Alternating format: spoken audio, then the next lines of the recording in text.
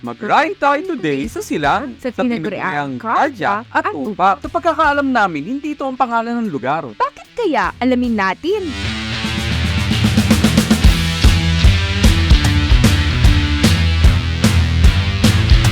Good day mga kabike date! Mag-ride tayo sa silang. I-meet muna natin ang Team UN Colors. Si Oily and Tatay Art. Dito ulit tayo dadaan sa tabilan papuntang silang. Napuntahan na namin ang Cardiac and Ulat several times. Pero hindi pa rin clear kung bakit gano'n ang tawag sa kanila. Kilala ang pares na lugar sa Ahon. Sikat sila para sa aming mga beginner and intermediate riders. Tamang-tama ang challenge na uphill climb. Bilip kami kay Tatay Art, 74 years old na siya pero ang lakas pa rin mag-ride. Recently nga, kasama siya sa Team UN Color sa kanilang 3-day ride to Bicol na nataon din na Peña Francia. Sana makaabot din kami sa ganong level. Makakarating din ng Bicol through bike. Si Kuya Manny, nakasama na namin sa Aguinaldo Ride.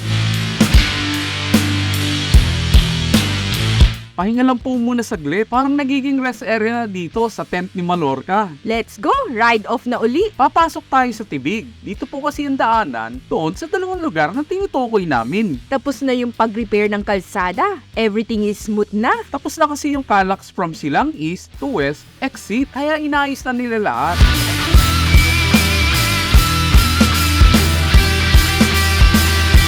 South Forbes na tayo. Syempre, picture taking muna.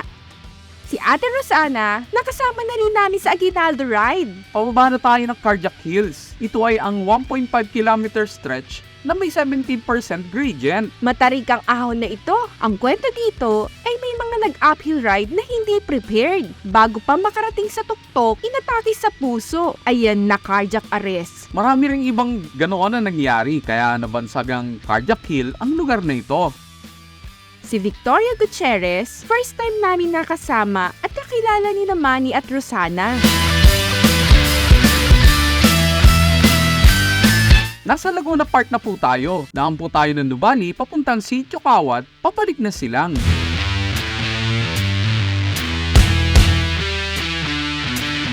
From here ay papanik ulit tayo. Medyo mahaba-habang ahon na banayad. Tawid po ulit tayo ng Calak. Maganda ang tanawin dito. Bukod sa paitaas na lugar, ay may mga pananim pa sa bukid. If you are enjoying this video, please give us a like and subscribe. Pasok na po tayo ng Barangay Carmen Silang. Itong paahon na ito ay tinagurian na upak. Nakarating na kami rito several times pero di ko pa rin alam bakit tinatawag na ganoon. Pasok na po tayo ng Barangay Hukay Silang. Mag-i-interview po tayo later kapag nagpahinga.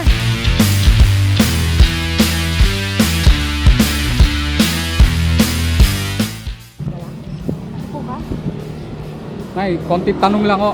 Bakit ito tinawag na upak dito? Ba't daw upak tong lugar nyo? Upak ito. Ano ba? Ukay. Ukay. Ukay. Ukay. Upak. Ba't tinawag na upak? Kasi, hindi upak.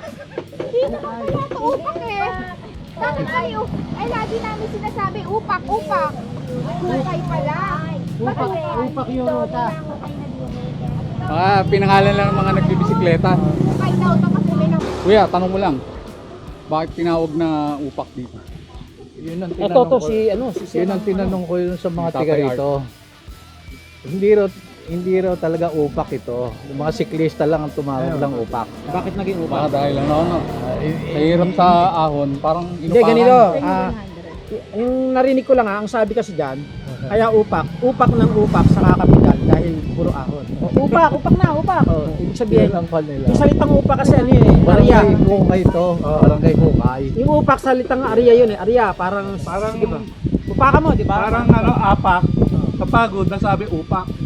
Pinangalan ng Tay. Hukay. di malamang pati yung cardiac dahil ano, Oo. ang tarik, Oo. ataking sa puso. Marami nang namatay doon. Oo, salitang cardiac naman. Marami na namatay doon. Marami na doon. Kahit sa haba din ng Atake. ahon.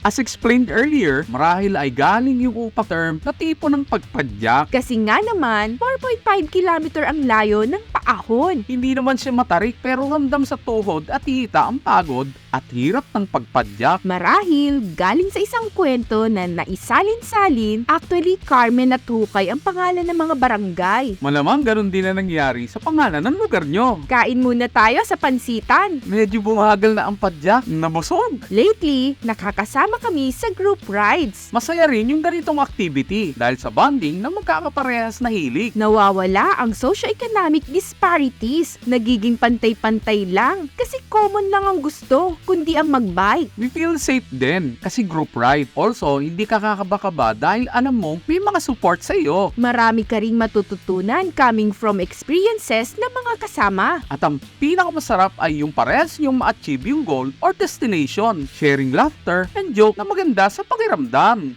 Thanks for watching. Please like, share, and subscribe. You can watch other videos here. Until next bite, Bye! bye!